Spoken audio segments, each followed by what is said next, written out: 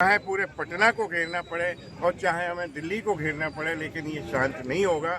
और कल महापंचायत का आयोजन भी किया जा रहा है। उस पंचायत में देखिए आप, मैं समझता हूँ कि लाखों लोग इकट्ठे होंगे और एक ही मांग होगी कि हर व्यक्ति भरत तिवारी है, आओ कितनों की हत्या करोगे।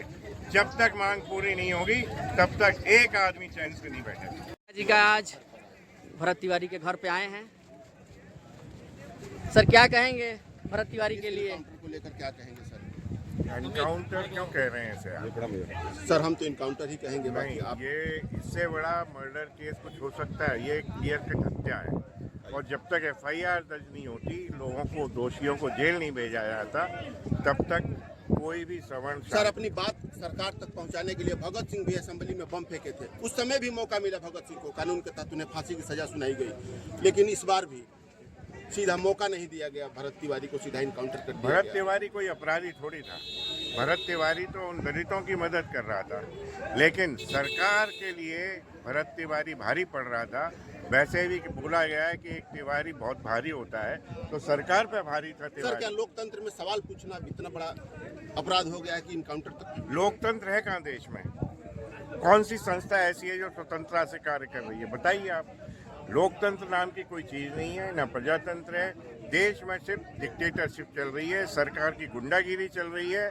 भरत तिवारी से जो पुत्र हैं हमारे, उनका मर्डर हो रहा है लगातार। लेकिन चिंता मत करें, हर व्यक्ति अब भरत तिवारी होगा और सरकार का सामना करेगा। ऐसी सरकारों को बर्खास्त। इनकाउंटर के बाद परिवार पर मुकदमा भी किया गया सर। हाँ, ये और आश्चर्य का विषय है कि परिवार पे मुकदमा किया गया, कुछ गांव वालों पे मुकदमा किया गया। इससे ज्यादा अनर्थ कुछ नहीं हो सकता। ऐसी सरकारों को तुरंत बर्खास्त किया जाना चाहिए।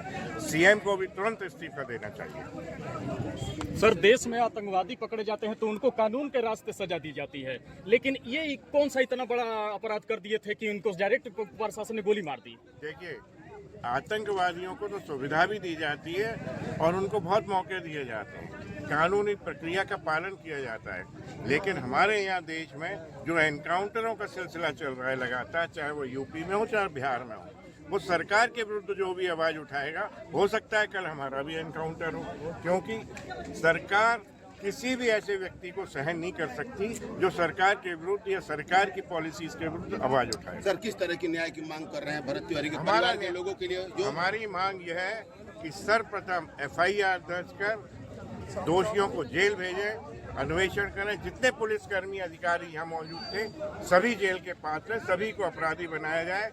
साथ ही परिवारीजनों को सरकारी नौकरी में मिलना चाहिए, कंपनसेशन भी मिलना चाहिए।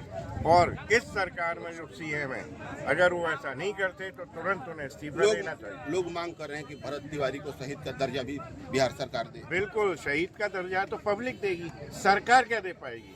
हम तो उसको शहीद कह के चलते हैं। हमारा पुत्र शहीद हुआ है और वो भी उन दलितों के लिए लड़ते हुए शहीद हुआ है जिन दलितों के को सरकार की बहुत आवश्यकता है, लेकिन सरकार ने उनके रिहैबिलिटेशन के लिए कोई कार्य नहीं किया। इस आंदोलन को जब तक शांत नहीं होगा, ये आंदोलन, जब तक कि हमारी जो मांगे हैं भरत तिवारी के हत्या प्रकरण में पूरी नहीं करती सरकार, तब तक ये आंदोलन शांत नहीं होगा। चाहे हमें सीएम को घेरना पड़े,